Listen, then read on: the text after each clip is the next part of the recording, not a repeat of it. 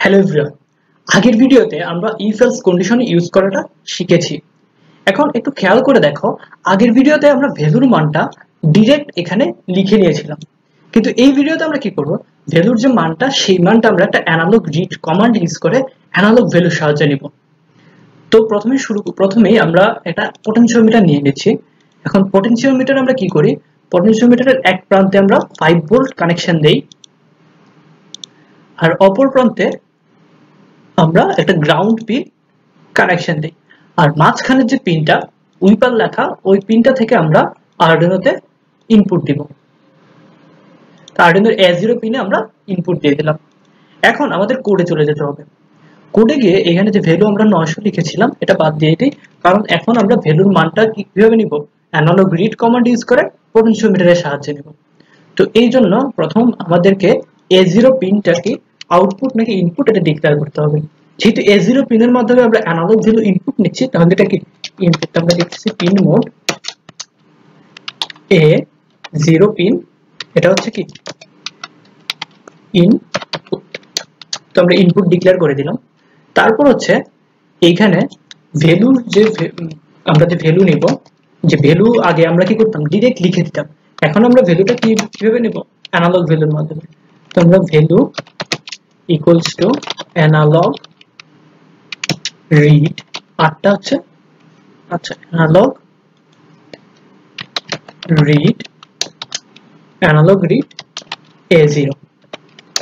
তাহলে এখন আমাদের যে ভ্যালুর যে মানটা সেটা আমরা কিসের মাধ্যমে নিব, A0 পিনের পটেনশিওমিটারের মাধ্যমে যে ইনপুট দিয়েছি সেই ইনপুটের মাধ্যমে নিব। তো আমরা একসাথে সিরিয়াল মনিটরের কাজটা করে নিই, কারণ আমরা সিরিয়াল মনিটর একসাথে ভ্যালুটা দেখবো। তো আমরা লিখে নিচ্ছি সিরিয়াল ডট বিগিন, লিখে ফার্স্ট ব্র্যাকেট লিখতে হবে 9600। তারপর এখানে ভ্যালুর নিচে আমরা লিখব যে সিরিয়াল ডট প্রিন্টএলএন, প্রিন্টএলএন লিখে আমরা কোন ভ্যালুটা প্রিন্ট করব, ভ্যালুর মানটা লিখে দিলাম, লিখে সেকেন্ড ব্র্যাকেট ক্লোজ করে দিলাম। এখন আমরা যদি সিমুলেশন আগে আমরা সিরিয়াল মনিটরটা অন করে নিচ্ছি, অন করে সিমুলেশন অন করলে দেখব, আচ্ছা এখানে আমাদের একটা ভুল দিচ্ছে, আমরা এখানে কোথাও একটা ভুল করেছি, এখানে বিই দিতে হবে। আচ্ছা তারপর আমরা স্টার্ট সিমুলেশন দিয়ে দিচ্ছি। তারপর দেখা যাবে এখানে 3 নম্বর লাইনটা চলতেছে। তো আমরা একটু সিরিয়াল মনিটর থেকে দেখি যে সিরিয়াল মনিটরে আমাদের ভ্যালু পাচ্ছে হচ্ছে 1023 পাচ্ছে।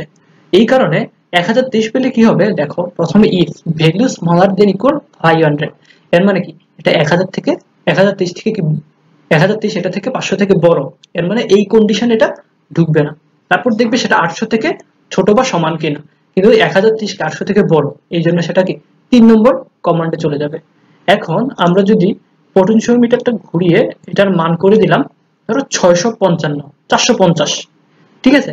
এখন দেখো প্রথম কি হবে, যে ভ্যালু 1 এ যাবে, প্রথমটাতে যাবে ইফ কন্ডিশনে যাবে, গিয়ে দেখবে সেটা 500 থেকে কম কিনা। তো 450 যেহেতু 500 কম, তখন কি হবে, সেটা এই কন্ডিশনে চলে যাবে, তখন কি প্রথম লাইটটা জ্বলবে। একটু খেয়াল করে দেখো যে আমাদের প্রথম লাইটটাই কি জ্বলতেছে। এখন আমরা 500 থেকে বড় একটু ভ্যালু দেই, তো পটেনশিওমিটারটা একটু ঘুরিয়ে আমরা 500 থেকে বড় একটু ভ্যালু দিচ্ছি, তাহলে এখন আমরা দিচ্ছি 696। তো একটু খেয়াল করে দেখো যে প্রথম চেক করবে কি ভ্যালুর মানটা 500 থেকে ছোট বা সমান কিনা। তো 696 কি অবশ্যই 500 থেকে ছোট না, এর মানে সেটা ইফ কন্ডিশনে ঢুকবে না। তারপর যাবে এলস ইফ, এই কন্ডিশনে